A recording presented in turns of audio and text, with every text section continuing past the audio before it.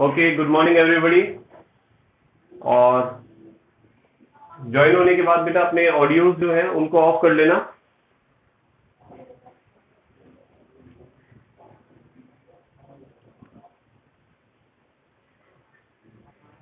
Good morning.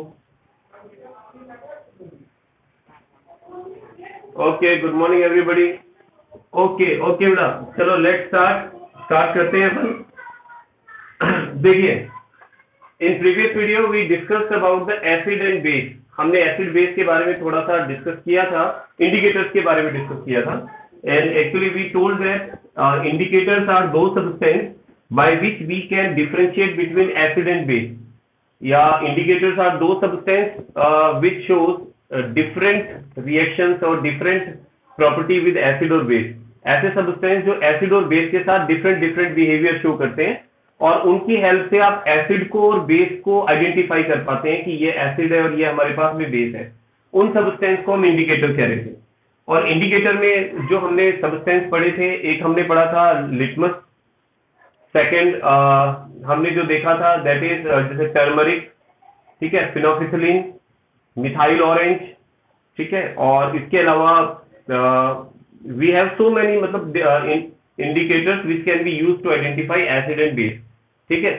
अब देखिए, इसके बाद हम आगे पढ़ेंगे कि एक्चुअली में जो एसिड होते हैं, एसिड और बेस के बारे में, कि एसिड किसे कहते हैं और बेस किसे कहते हैं। तो आज हम थोड़ा एसिड बेस के बारे में डिटेल में बात करेंगे। Yes, let's see. First let's discuss about acid and base. Actually सबसे पहले हम स्टार्ट करते हैं with classical definition of acid and base. Classical definition जो बहुत पहले इसको यूज में लिया जाता था, तो उसमें ये माना जाता था कि acids are the substances which are sour in test, ठीक है। जो टेस्ट में कैसे होते हैं, सोर होते हैं, खट्टे होते हैं मोस्टली, उनको एसिड कंसीडर किया जाता था। And base are the substances which are bitter in taste, जो टेस्ट में जो है वो बीटर होते हैं, ठीक है। लेकिन ध्यान रखिए बेटा, इसमें ऑल एसिड्स और all bases can not be tested. सभी एसिड या बेस को हम टेस्ट नहीं कर सकते। एक्चुअली हम उन्हीं एसिड और बेस को टेस्ट करके बता सकते हैं बीटर और सोर है, जो कि वीक एसिड्स होते हैं और वीक बेस होते हैं। क्योंकि स्ट्रॉन्ग एसिड और strong base they are highly corrosive, वो बहुत ज्यादा कोरोसिव होते हैं, वो स्किन को जला सकते हैं, ठीक है। तो अगर हम जैसे बात करते हैं sulphuric acid, hydrochloric acid, nitric acid, ये कोरोसिव है। अगर आप इसको टच भी करते हैं तो आपकी स्किन जो है वो बर्न हो जाएगी। सिमिलरली जो स्ट्रॉन्ग बेस होते हैं जैसे NaOH, sodium hydroxide, potassium hydroxide, ये भी कोरोसिव होते हैं, ये भी बर्न कर सकते हैं। लेकिन जो वीक एसिड्स होते हैं और वीक बेस होते हैं वो कोरोसिव नहीं होते हैं, उन्हें हम यूज भी करते हैं। फॉर एग्जांपल आप देखिए, एसिटिक एसिड देखा आपने, CH3COH। एक्चुअली एसिटिक एसिड जो है it is called acetic acid. Acetic acid को हम विनेगर भी कहते हैं। ध्यान रखना, विनेगर जो बनता है आपने देखा होगा, जिसे हम हिंदी में सिरका कहते हैं। तो विनेगर जो है it is an example of acetic acid. उसमें एसिटिक एसिड की कंसंट्रेशन थोड़ी कम होती है, उसको आप टेस्ट कर सकते हैं। तो एसिटिक एसिड जो है वो थोड़ा टेस्ट में कैसा होता है, सोर होता है। सिट्रिक एसिड देखें, जो नमक उसमें नींबू में आपको देखने को मिलता है, लेमन में। इसके अलावा टार्ट्रिक एसिड आता है। तो ये दीज एसिड्स आर वेरी सोर इन टेस्ट में बिल्कुल सोर होते हैं। तो हम पहचान सकते हैं कि हाँ, इनका नेचर जो है वो एसिडिक है। एक बहुत ही कॉमन एग्जांपल लूंगा मैं आपको। देखो, आपने देखा when milk turn into curd it taste become sour. जब मिल्क जो है वो कर्ड में कन्वर्ट होता है तो उसका टेस्ट जो होता है वो सोर हो जाता है, ठीक है, खट्टा हो जाता है। बेटा यहाँ पर क्या, कुछ स्टूडेंट्स के ऑडियो जो है मुझे सुनाई दे रहे हैं। तो एक तो बेटा आप अपने ऑडियोज को ऑफ करके रखें जब क्लास चल रही है ना। During the class switch off your audio. Yes, बोलिए। बिल्कुल, स्ट्रॉन्ग एसिड और स्ट्रॉन्ग बेस दोनों ही कोरोसिव होते हैं, ठीक है। जैसे मैंने भी बताया कि sodium hydroxide NaOH, potassium hydroxide KOH, ठीक है, ये दोनों क्या है, स्ट्रॉन्ग बेस है। And these two strong bases can are very corrosive and they can burn your skin as well, ठीक है, स्किन को भी बर्न कर सकते हैं। ओके, तो हम ये एग्जांपल ले रहे थे कि मिल्क जब कर्ड में कन्वर्ट हो जाता है तो आपको पता है उस मिल्क के अंदर किसकी फॉर्मेशन हो जाती है, एसिड की फॉर्मेशन हो जाती है। तो जैसे जैसे उसमें एसिड बनेगा तो नेचुरल उसका टेस्ट कैसा हो जाएगा, सोर हो जाएगा। ठीक है, अभी मैं आगे बात कर रहा हूं यहाँ पर, अभी क्लासिकल डेफिनेशन की बात कर रहे थे हम। तो एक डेफिनेशन तो ये हो गई हमारे पास, acids are the substance which are sour in taste and base are the substance which are bitter in taste. ये बहुत पहले की डेफिनेशन है, अब डेफिनेशन और एडवांस हो चुकी है। एसिड बेस को आप लिटमस से भी फाइंड कर सकते हैं। अगर मैं लिटमस के अकॉर्डिंग देखता हूं तो मैं एसिड किन सब्सटेंस को बोलूंगा, एसिड वो सब्सटेंस होते हैं विच टर्न ब्लू लिटमस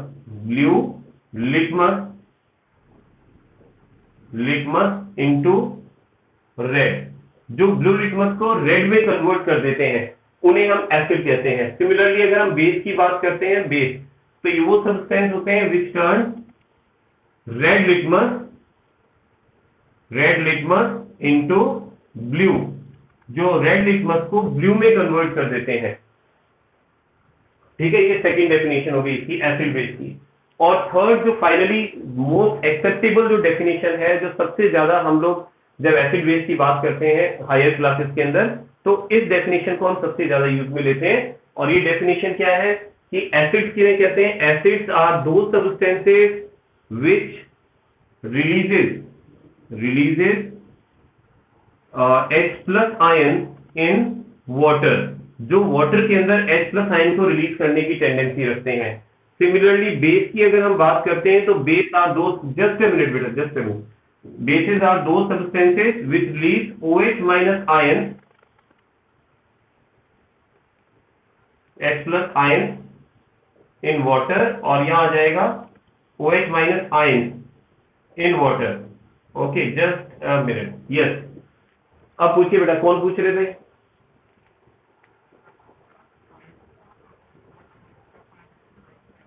यस, बिल्कुल बिल्कुल। ये जो डेफिनेशन है बेटा, ये केवल उनके लिए है जो एक्वस सॉल्यूशन के अंदर है, क्योंकि जब ये ड्राई मीडियम में होते हैं तो उस कंडीशन में ये डेफिनेशन फॉलो नहीं होती है, ध्यान रखना।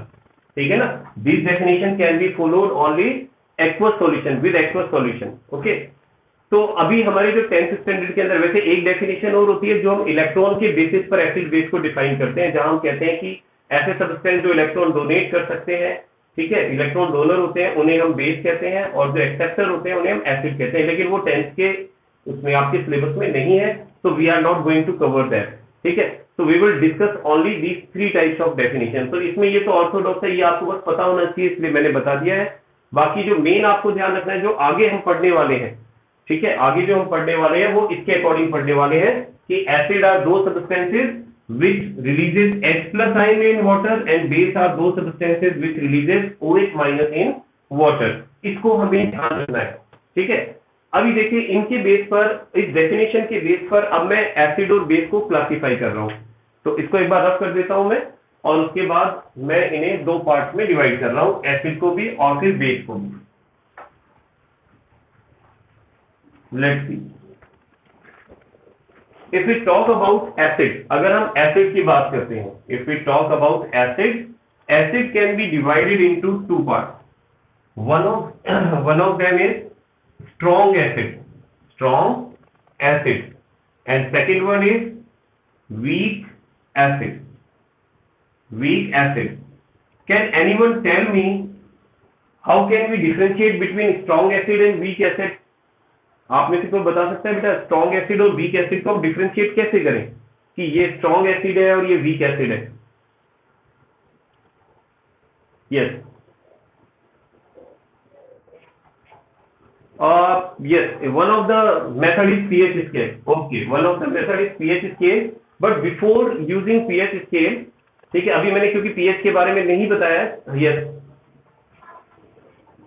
यस, यहाँ ये मैं सुनना चाह रहा था एक बार। वैसे पीएच स्केल से भी फाइंड करते हैं, यू आर राइट, बट वो अभी अपन थोड़ा सा आगे जाकर के इसके बारे में स्टडी करेंगे इसी चैप्टर में। तो अभी हम बात कर रहे हैं कंसंट्रेशन ऑफ H+ आयन। तो अब देखिए, अगर कोई बेटा अपना ऑडियो ऑफ कर लेना, आंसर देने के बाद अपना ऑडियो ऑफ कर लिया करें आप। यस, देखिए, तो अगर मैं बात करता हूं स्ट्रॉन्ग एसिड की, तो ध्यान रखना, स्ट्रॉन्ग एसिड वो है विच dissociate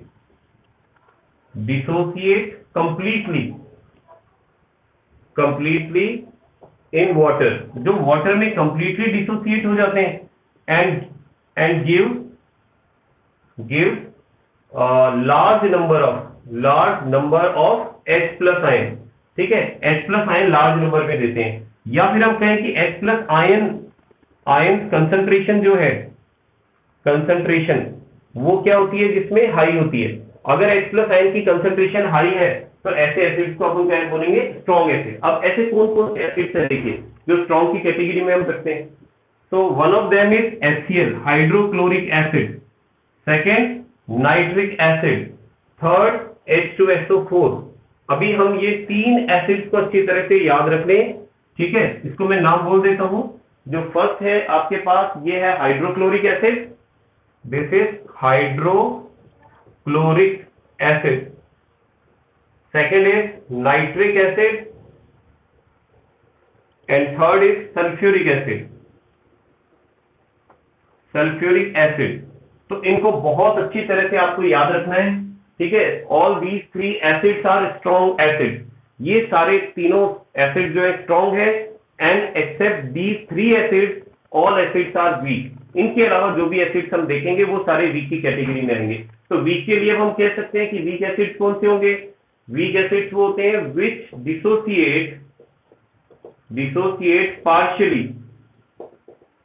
dissociate partially in water, जो वाटर में या अपने एक्वस सॉल्यूशन में पार्शियली डिसोसिएट होते हैं। पार्शियली का मतलब बहुत कम। इसको आप यूं समझ सकते हैं, जैसे मान लीजिए मैंने एक पर्टिकुलर अमाउंट के अंदर एसिड लिया, सपोज मैंने 100 ग्राम एसिड लिया और उसको मैंने 1 लीटर वाटर के अंदर डिसॉल्व किया। अब 100 में से लगभग 100 पर पूरा जो मैंने 100 ग्राम लिया पूरा डिसोसिएट हो गया, उसने सब में H प्लस आयन रिलीज कर दिए वाटर में, तो वो हो गया स्ट्रॉन्ग एसिड। और अगर मैं 100 ग्राम ले रहा हूं और हो रहा है कि 100 में से मान लो 30 ग्राम ही डिसोसिएट हुआ, 70 ग्राम डिसोसिएट नहीं हो पाया, मतलब वो पार्शियली डिसोसिएट हुआ, तो हम कहेंगे कि वो क्या है, हमारे पास में वीक एसिड है। तो यहां पर क्योंकि पार्शियली डिसोसिएट हो रहा है तो इसका मतलब वो large number of H plus ion तो नहीं देगा, वो क्या देगा, ठीक है, it will give less number of H plus ion. तो H प्लस आयन कम देगा, तो इसका मतलब वहां पर less H plus ion concentration जो है H प्लस आयन की, इट विल बी लेस, वो काफी कम होगी। अब इसके कुछ एग्जांपल लेते हैं। देखो ये जो वीक एसिड्स होते हैं ना बेटा, ये ऐसे एसिड्स होते हैं जिनको हम यूज में ले सकते हैं, मतलब जो कोरोसिव नहीं होते हैं। For example acetic acid CH3COOH एक बहुत ही वीक एसिड है, ठीक है। इसके अलावा आप देखिए फार्मिक एसिड, सोडियम हाइड्रो नहीं बेटा, सोडियम हाइड्रोक्साइड एक्चुअली बेस हो गया, जिसके आगे OH लगता है ना वो बेसिक होते हैं, और जिसमें H प्लस आयन रिलीज करने की टेंडेंसी है वो एसिडिक है। तो यहाँ पर ये एसिड है, ठीक है, जैसे फार्मिक एसिड है, एसिटिक एसिड है, ठीक है। इस तरह से जैसे टार्टरिक एसिड आता है, ऑक्सैलिक एसिड आता है, हाँ ऑक्सैलिक एसिड आता है, लैक्टिक एसिड आता है, लैक्टिक एसिड, ठीक है। तो ये मतलब there are so many example. तो आपको यस बोलिए बेटा। हाँ मेथेनॉइक बिल्कुल हो सकता है। मैंने अभी आपको ये बताया कि आप ये ध्यान रखिए, ये तीन एसिड जो मैंने बताए हैं, ठीक है, इनके अलावा जो हमारे पास में एसिड्स होंगे वो सारे वीक एसिड्स होते हैं, ठीक है। तो वो चाहे मेथेनॉइक एसिड हो, मेथेनॉइक एसिड यही आ गया बेटा, ये जो मैंने लिखा है ना यहाँ पर HCOOH, ठीक है, इसको हम फॉर्मिक एसिड भी कहते हैं, फॉर्मिक एसिड। और ये फॉर्मिक एसिड तो इसका एक्चुअली कॉमन नेम है, और इसका जो IUPAC नेम है दैट इज मेथेनॉइक एसिड। इसको IUPAC नेम में मेथेनॉइक एसिड बोलेंगे, कॉमन नेम इसका फॉर्मिक एसिड है। यस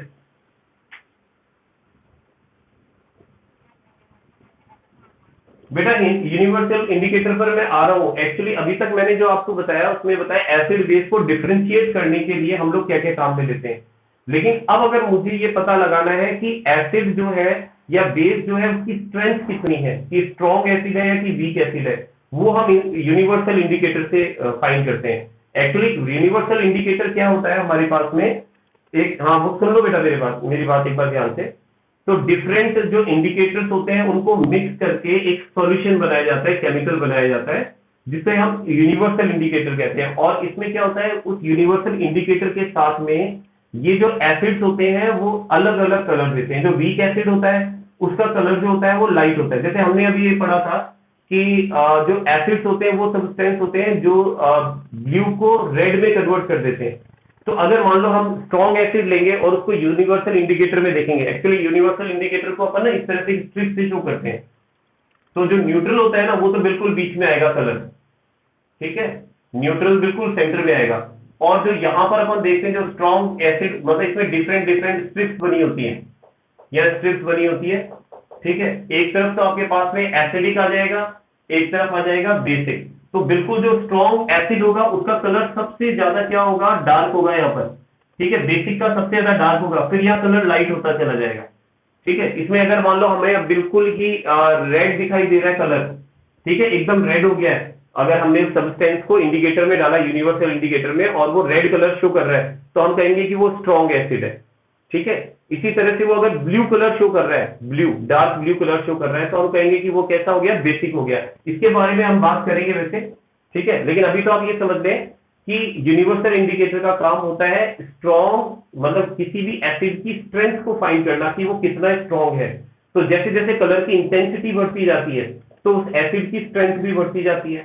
सिमिलरली अगर बेस ऐड करने पर उसकी कलर की इंटेंसिटी बढ़ती, कलर और ज्यादा डार्क होता जाता है, तो हम ये कहते हैं कि वो जो बेस है वो ज्यादा स्ट्रॉन्ग है, ठीक है। इसके बारे में बात करेंगे। अभी एक बार पहले ये कंप्लीट कर देते हैं। हाँ बेटा बोलो, यस स्पीक अप।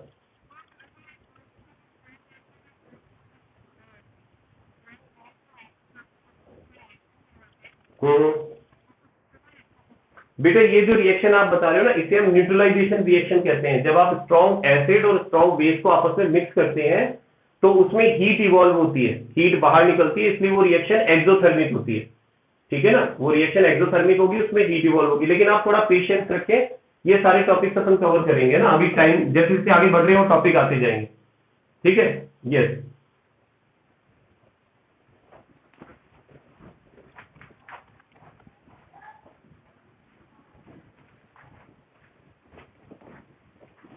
हाँ अभी अपन ने एसिड की बात की है, लेट्स टॉक अबाउट बेस, फिर अपन इन दोनों को मिला के रिएक्शन की बात करेंगे। तो नाउ लेट्स टेक बेस। अब देखिए बेस भी हम दो कैटेगरी में डिवाइड करते हैं बेस को। बेस एक तो हो जाएगा हमारे पास स्ट्रॉन्ग बेस, और एक हो जाएगा वीक बेस।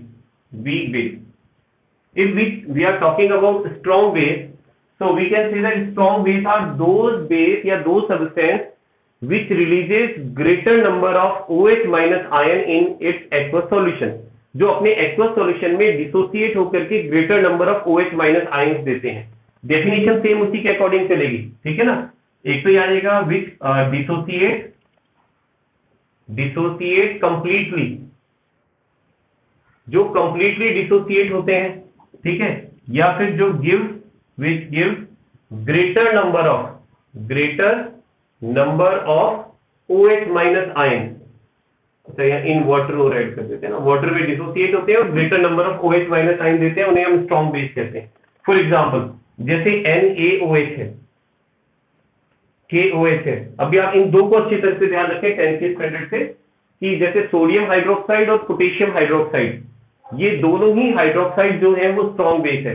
क्योंकि अगर मैं इनको वाटर में ऐड करता हूं, तो on adding in water they will dissociate into ions, वो आयंस में डिसोसिएट हो जाएंगे, और ये क्या बनाएगा, देखो Na plus ion NOH minus ion, और यहां मैं एक्वस लिख दूंगा। देखो नीचे मैंने AQ इसलिए लिखा है क्योंकि ये एक्वस सॉल्यूशन की फॉर्मेशन कर रहा है, ठीक है, इस चीज को समझना। ये वाटर है, मैं यहां पर तो वाटर है इसलिए मैंने लिखा है कि वाटर में ये आयंस डिसोसिएट होकर के Na प्लस की फॉर्मेशन कर रहे हैं और OH माइनस आयन की फॉर्मेशन कर रहे हैं इन एक्वस फॉर्म, ठीक है। एक्वस का मतलब हो गया वाटर सॉल्यूशन।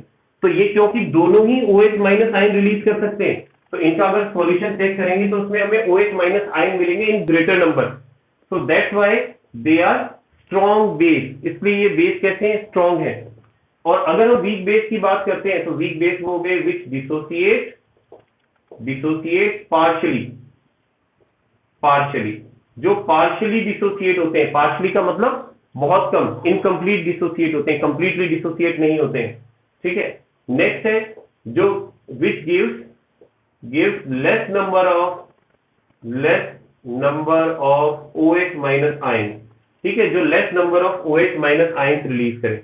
अब इनके अलावा जो हम देख रहे हैं, जैसे for example ammonium hydroxide, calcium hydroxide, magnesium hydroxide, तो ये जो मैंने सब्सटेंस बनाए हैं, इनको अगर आप वाटर में डिसॉल्व करते हैं तो ऐसी बात नहीं है कि ये OH माइनस आयन नहीं देंगे, ये OH माइनस आयन देंगे, but they will release less number of OH minus ion. It will dissociate into NH4 plus and OH minus ion. This will form Ca2 plus and 2 OH minus ion, and this will form magnesium 2 plus and OH minus ion, 2 OH minus ion. तो यहाँ आपको देखना है कि सब OH minus ion को release कर रहे हैं। अगर इनको आप वाटर में डिसॉल्व करते हैं तो OH माइनस आयन रिलीज होते हैं, that's why they are called base, but they form less number of OH minus ion. अब दूसरी बात ध्यान रखना, इसे देख करके नहीं पता चल रहा रिएक्शन को कि ये less number of ion produce कर रहे हैं या ग्रेटर नंबर ऑफ कर रहे हैं, तो इसके लिए आपको सब्सटेंस को लर्न करना पड़ेगा, ठीक है। You will have to learn that these two substance are strong base and these substances are weak base, ठीक है। ये आपको ध्यान रखना पड़ेगा, क्योंकि इनको रिएक्शन को देख करके आप नहीं बता पाएंगे कि ये स्ट्रॉन्ग है कि वीक है। तो आपको इस पर्टिकुलर सब्सटेंस को याद रखना पड़ेगा कि ये हमारे पास में स्ट्रॉन्ग है और ये वीक है। तो आई थिंक बेस क्लियर है। तो दो सिंपल डेफिनेशन हो गई हमारे पास कि acid are the substances which release H plus ion in aqueous solution, base are the substances which release OH minus ion in solution. तो अब जैसे अभी बच्चे ने पूछा था, one of the student has asked कि अगर हम एसिड और बेस को मिक्स करेंगे तो क्या होगा, है ना, what happens when we mix acid with base, ठीक है। तो क्या एसिड बेस से रिएक्शन करेगा?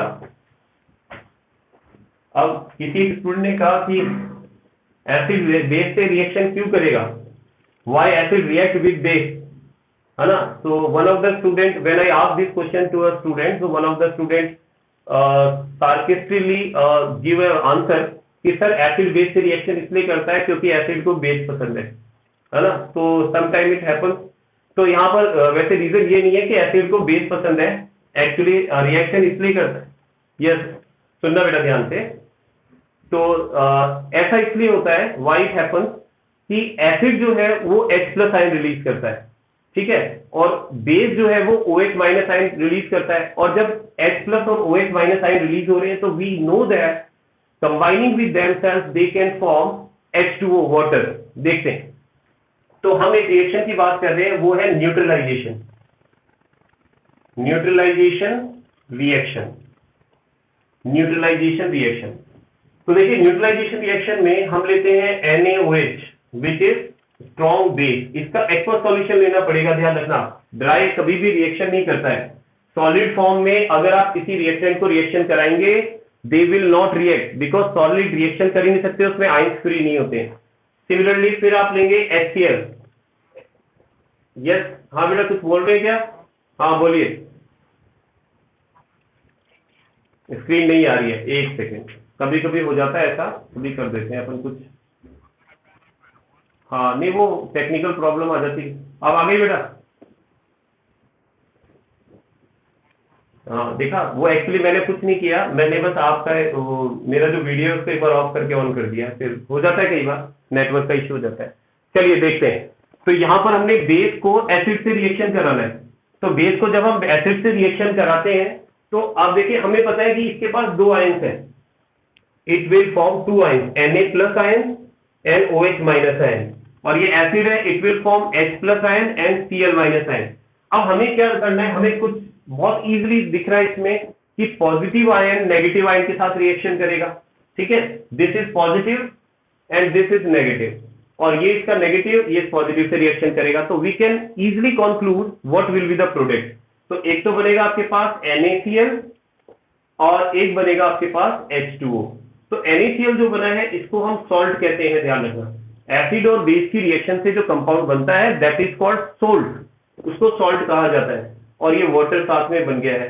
इस रिएक्शन में साथ में कुछ हीट भी इवॉल्व होती है, इसलिए ये रिएक्शन जो है ना ये एक्सोथर्मिक रिएक्शन है। तो this reaction is exothermic reaction. अब एक बहुत ही इंटरेस्टिंग क्वेश्चन आपके लिए, ठीक है, अब केवल रेज हैंड करना बेटा, उनसे मैं पूछ लूंगा, why this reaction is called neutralization reaction? Why this reaction is called neutralization reaction? Yes, कौन बता रहे हैं? यस बताए बेटा। फर्स्ट आर्यन बता रहे हैं क्या?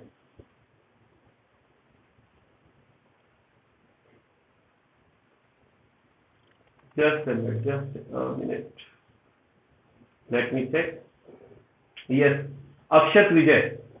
Yes, Akshat बताएं. Why this reaction is called neutralization reaction? Okay, Akshant, क्या मेरा मोबाइल का स्क्रीन जो है ना हॉरिजॉन्टल है, साफ नहीं दिख रहा? नो प्रॉब्लम, बताइए बेटा अक्षांत।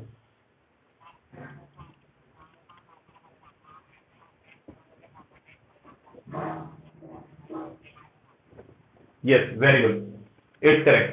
Actually, what happens in this reaction, as we know that base has its own property, acid has its own property, और जब ये आपस में रिएक्शन करेंगे, ठीक है, when these acid and base react with each other, they lose their properties, वो अपनी प्रॉपर्टी लूज कर देते हैं when salt is formed, और वो न्यूट्रलाइज हो जाते हैं। देखो इसका एक बहुत सिंपल सा एग्जांपल है, आप देखो NaOH एक स्ट्रॉन्ग बेस है, कोरोसिव है, ये हाथ जला देगा अगर इसको हाथ लगाएंगे तो आप।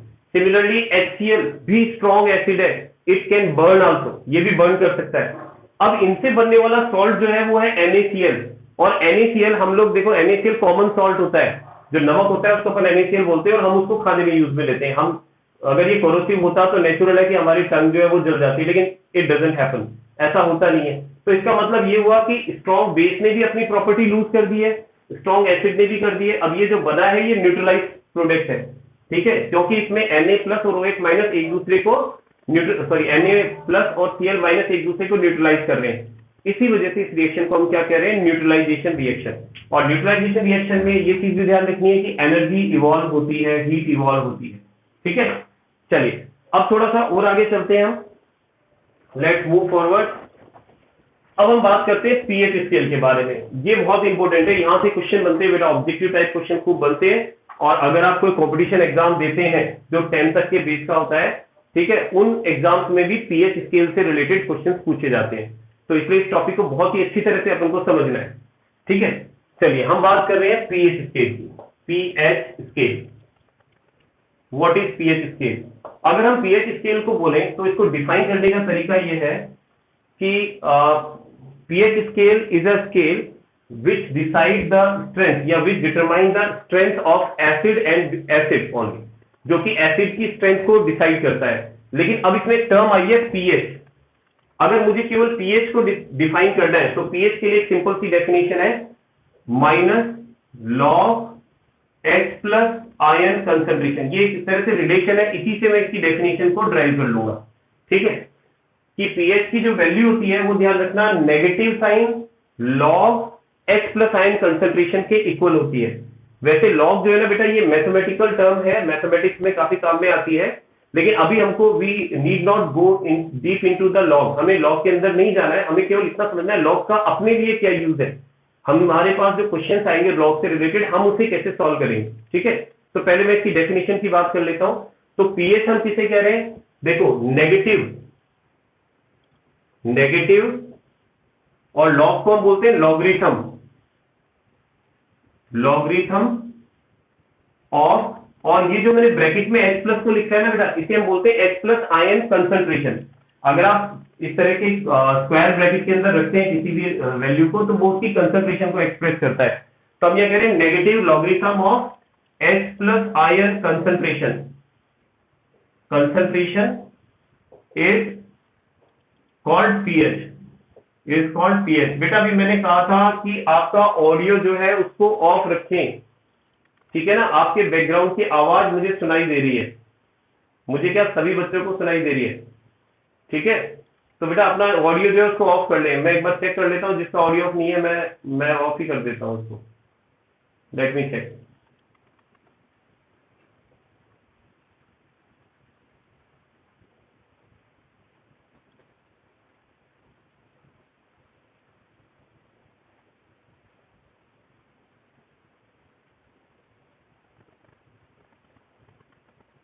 यस, अब चलते हैं आगे।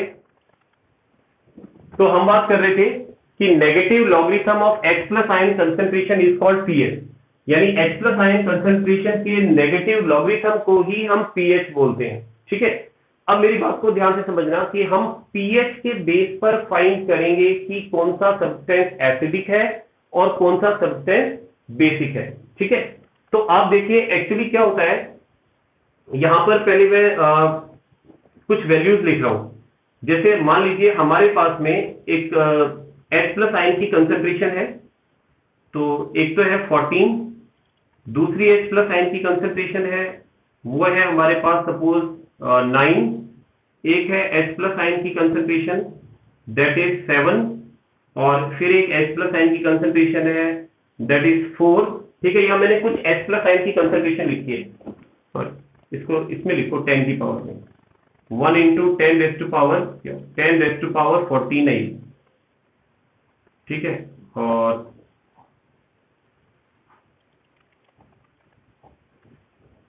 ओके, और 10 रेज टू पावर माइनस, अपन ने कितना लिखा 9, और 10 रेज टू पावर माइनस 7, और 10 रेज टू पावर माइनस 4 कर देते हैं। तो यहाँ मैंने कुछ वैल्यू लिखी है बेटा H प्लस आयन कंसेंट्रेशन की। अब हमें क्या करना है, इन दोनों को रिलेट करना है कि एक की हेल्प से हमें दूसरे की वैल्यू को फाइंड करना है कि किस तरह से हम H प्लस आयन की कंसेंट्रेशन जो है उसको फाइंड कर सकते हैं, पीएच को फाइंड कर सकते हैं H प्लस आयन की कंसेंट्रेशन से। तो मैंने दोनों के बीच में एक रिलेशन लिख दिया है यहाँ पर। ठीक है, तो अगर मेरे पास H प्लस आयन कंसेंट्रेशन है तो मैं पीएच को फाइंड कर सकता हूं। कैसे फाइंड कर सकते हैं, देखिए पीएच इक्वल्स टू, जैसे फर्स्ट वाले केस के लिए मैं कर रहा हूं, माइनस लॉग, और H प्लस आयन कंसेंट्रेशन की जो वैल्यू है उसको मैं यहां रखूंगा। तो H प्लस आयन कंसेंट्रेशन की वैल्यू क्या है हमारे पास, 10 raise to power 14, 10 raise to power minus 14। ठीक है, अब मुझे इसका पीएच फाइंड करना है कितना होगा।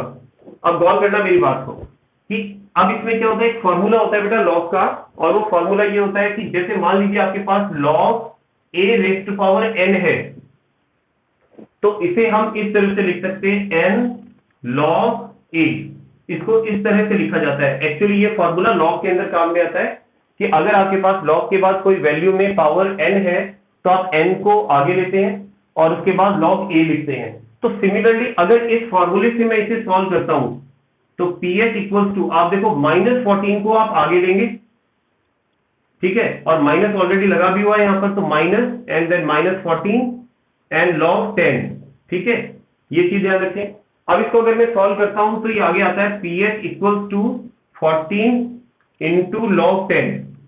अब एक चीज ध्यान रखें, log 10 की वैल्यू जो होती है बेटा, कुछ वैल्यूज होती है log की, log 10 की वैल्यू हमेशा 1 होती है। ठीक है, इसकी वैल्यू मैं यहां लिख देता हूं, जैसे log 10 होगा इसकी वैल्यू 1 होगी, log 100 होगा तो इसकी वैल्यू 2 होगी, log 1000 होगा तो इसकी वैल्यू 3 होगी। तो यहां पर अगर log 10 की वैल्यू 1 होती है तो हमारे पास pH की वैल्यू कितनी आ जाती है, 14। तो यहां पर मेरे पास pH की वैल्यू आ गई। अगर H प्लस आयन की कंसेंट्रेशन 10⁻⁻14 है तो उसका pH कितना हो जाएगा, 14 हो जाएगा। तो इस तरह के क्वेश्चंस भी कई बार पूछ लिए जाते हैं। आपको किसी सॉल्यूशन में H प्लस आयन की कंसेंट्रेशन गिवन होती है और आपको कहा जाता है कि उसका pH फाइंड करें, तो हम pH फाइंड कर सकते हैं। तो सिमिलरली आप मुझे इसमें फाइंड करके बताएं कि अगर मान लीजिए मेरे को फाइंड करना है H प्लस आयन की कंसेंट्रेशन हमारे पास 10⁻⁻4 आ रही है, तो इसका pH कितना होना चाहिए, इसका pH बताए बेटा, कौन बताएगा, what should be the pH of 4 होगा, बिल्कुल। अब इससे देखो एक बिल्कुल सही है, ओके, एवरीबडी इज राइट। अब मेरी बात को समझना ध्यान से। एक चीज हमने यहां नोटिस की कि जो पावर आ रही है ना, एक्चुअली यही हमारे पास में pH की वैल्यू है, क्योंकि हमारे पास यहाँ पावर -14 थी तो हमारे पास pH 14 आ गया, और पावर जब हमारे पास -4 थी तो हमारे पास pH कितना आ गया, 4 आ गया। तो यानी अगर हमें H प्लस आयन कंसेंट्रेशन की पावर गिवन है तो हम उसको देख करके बता सकते हैं कि उसका pH कितना होगा। ठीक है, अब जरा एक बार यहां समझते हैं। तो एक सिंपल सा रिलेशन हम यहां बना सकते हैं। यस, बोलिए बेटा।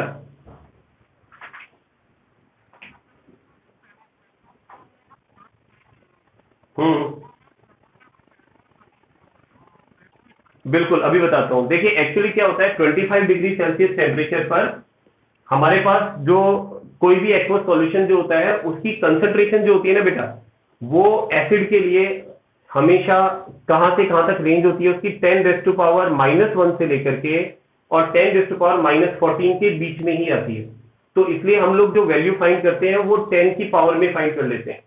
भाई अगर जैसे मान लो आप कह रहे हो 1000 का काम नहीं है, तो 1000 का मतलब हो गया जैसे 1000 है, ठीक है, तो 1000 को मैं 10⁻³ लिख सकता हूं, तो वो चीज हमें 10 की पावर में तो मिल ही जाएगी ना। तो इसलिए फिर हम उसको कैलकुलेशन 10 के उसमें कन्वर्ट करके 10 की फॉर्म में और फिर कर सकते हैं। तो इसलिए हम लोग वही फॉर्मूला काम में ले सकते हैं। तो 1000 को लिखने की जरूरत नहीं पड़ेगी, आप उसको 10 की पावर 3 करके और फिर उसमें यूज में ले सकते हैं अगर कहीं पर गिवन है तो। ठीक है, तो अब मेरा कहने का मतलब है कि अगर मैं इसको H प्लस आयन कंसंट्रेशन को देखता हूं तो मैं इसे यूं भी लिख सकता हूं, ठीक है, कि pH जो होगा वो 10 की पावर माइनस pH की फॉर्म में होगा, सॉरी pH, ठीक है, इसको इस रिलेशन को हम यूं भी लिख सकते हैं, ठीक है, कि आपके पास H प्लस आयन की कंसंट्रेशन है और मुझे pH बताना है, तो मुझे क्या देखना है कि यहां जो ऊपर पावर है ना वही pH को एक्सप्रेस कर रही है, ठीक है, लेकिन उसका मुझे पॉजिटिव वैल्यू लेनी पड़ेगी। तो अब यहां पर मैं एक सिंपल सा एग्जांपल ले रहा हूं कि देखिए pH कहां से कहां तक आपको मिल सकता है। जैसे H प्लस आयन कंसंट्रेशन है आपके पास 10⁻⁻7 यहां पर, यहां है H प्लस आयन कंसंट्रेशन 10⁻⁻14 और यहां ले लेता हूं मैं H प्लस आयन कंसंट्रेशन 10⁻⁻1, ठीक है। अब जरा समझना, इसका अगर मैं pH फाइंड करता हूं बेटा तो pH कितना आएगा, 1 आएगा, और इसका अगर pH फाइंड करता हूं तो कितना आएगा, 7, और इसका pH फाइंड करता हूं तो कितना आएगा, 14। अब आपसे एक सिंपल सा क्वेश्चन पूछ रहा हूं, आप मुझे ये बताएं कि मैंने यहां H प्लस आयन की कंसंट्रेशन लिखी है 10 की पावर -1, -7, -14, इनमें कौन सी concentration, which of the concentration is greater, कौन सी कंसंट्रेशन ज्यादा है, 10⁻⁻14 या 10⁻⁻1? -1, बिल्कुल, ओके, एब्सोल्युटली राइट। अब मेरी बात समझना ध्यान से, तो ये वैल्यू ग्रेटर है, इसका मतलब यहां H प्लस की कंसंट्रेशन जो है ना, कंसंट्रेशन, ध्यान रखना बेटा, कंसंट्रेशन हायर है, ठीक है ना, ये हायर कंसंट्रेशन है, और ये जो कंसंट्रेशन है ये लोअर कंसंट्रेशन है, लोअर कंसंट्रेशन है, ठीक है।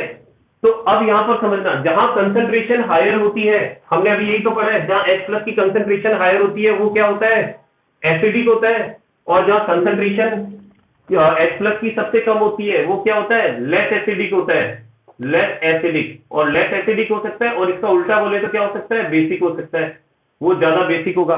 तो अब यहां पर हमारे पास एक सिंपल सा तरीका आ गया कि अगर मैं यहां इस डायरेक्शन में बढ़ता हूं, यहां बढ़ता हूं, देखो, तो यहां पर ध्यान रखना, एसिडिक नेचर जो है या एसिडिक स्ट्रेंथ जो है, स्ट्रेंथ, ठीक है, वो क्या होती है, इंक्रीज होती है, समझना, एसिडिक स्ट्रेंथ यहां इंक्रीज हो रही है। अगर मान लो किसी की pH जो है 7 से कम होती जाएगी, 7 से 6 हो सकती है, 5 हो सकती है, 4, 3, 2, 1, इस तरह से कम होती जा रही है pH, तो इसका मतलब उसकी एसिडिक स्ट्रेंथ बढ़ती जाएगी। और अगर इस डायरेक्शन में जाता हूं मैं, ठीक है, तो इस डायरेक्शन में जाने पर उसकी बेसिक स्ट्रेंथ जो है, बेसिक स्ट्रेंथ वो इंक्रीज होती जाएगी, वो इंक्रीज होती जाएगी। तो यानी जिसका pH 14 है वो तो बहुत ज्यादा बेसिक होगा, जिसका pH 1 है वो बहुत ज्यादा एसिडिक होगा, और अगर बीच में आ जाते हैं बिल्कुल सेंटर में, तो वो सॉल्यूशन कैसा होगा, न्यूट्रल, ठीक है, बिल्कुल, वो सॉल्यूशन न्यूट्रल हो जाएगा, ठीक है।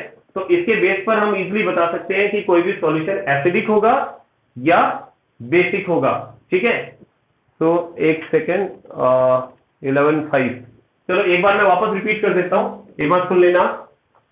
देखिए अब अगर आपको ये फाइंड करना है किसी भी सॉल्यूशन के लिए कि वो एसिडिक है कि बेसिक है, तो ये एक तरीका और है जिससे आप फाइंड कर सकते हैं एसिडिक और बेसिक स्ट्रेंथ के बारे में, ठीक है। अब ये तरीका क्या है, अगर किसी सॉल्यूशन का pH, ठीक है, pH of solution is less than 7, अगर 7 से pH कम आ रहा है, 6, 5, 4, 3, 2, 1, तो इसका मतलब उसका एसिडिक नेचर बढ़ता जाएगा।